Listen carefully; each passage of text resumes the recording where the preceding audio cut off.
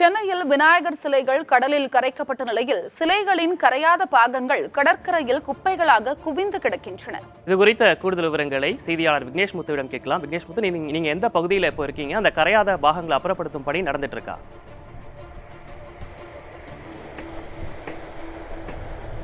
விக்னேஷ், விநாயகர் சதுர்த்தியை ஒட்டி சென்னையின் பல்வேறு கோவில்கள் மற்றும் பொது இடங்களில் வைக்கப்பட்டிருக்கக்கூடிய விநாயகர் சிலைகள் நேற்றைய தினம் கிட்டத்தட்ட 1878 சிலைகள் சென்னை முழுவதும் பல்வேறு இடங்களில் இருந்து சென்னை பட்டினம்பாக்கம் கடற்கரை, நீலாங்கரை, காசிமேடு உள்ளிட்ட 3 கடற்கரைக்கு ஊர்வலமாக எடுத்துச் செல்லப்பட்டு இரவு முழுவதும் கரைக்கப்பட்டது.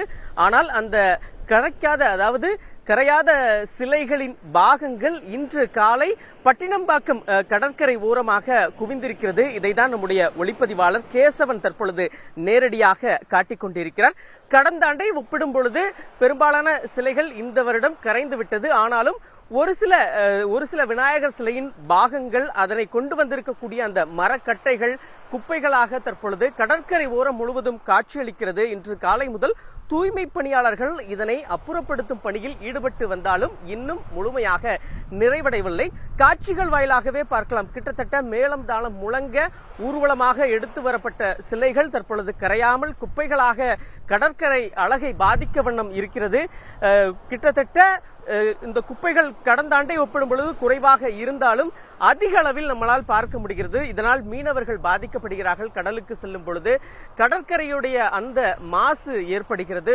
ஒரு பக்கம் மரக்கட்டை குப்பைகள், ஒரு பக்கம் இரும்பு கம்பிகளாக இருப்பதன் காரணமாக இவற்றை உடனடியாக, அதாவது இன்று மாலைக்குள் அப்புறப்படுத்தினால்தான் மீண்டும் பழையபடி எங்களுடைய அந்த தொழிலை இந்த கடற்கரை ஓரமாக நாங்கள் மீன் அந்த வலை பின்னுவது உள்ளிட்ட பணிகளை மேற்கொள்ள முடியும் என்று மீனவர்கள் தெரிவிக்கிறார்கள். இப்படி குப்பைகளாக காட்சியிருக்கக்கூடிய பட்டினம்பாக்கம் கடற்கரையில் உடனடியாக அந்த தூய்மை பணியை விரைவாக செய்ய வேண்டும் என்ற ஒரு கோரிக்கை எழுந்திருக்கிறது. விக்னேஷ், இன்று மாலைக்குள் அனைத்தையும் அப்புறப்படுத்துவதற்கான நடவடிக்கைகள் மேற்கொள்ளப்பட்டு வருவதாக குறிப்பிட்டிருந்தீங்க. விவரங்களை வழங்கியமைக்காக நன்றி விக்னேஷ் முத்து.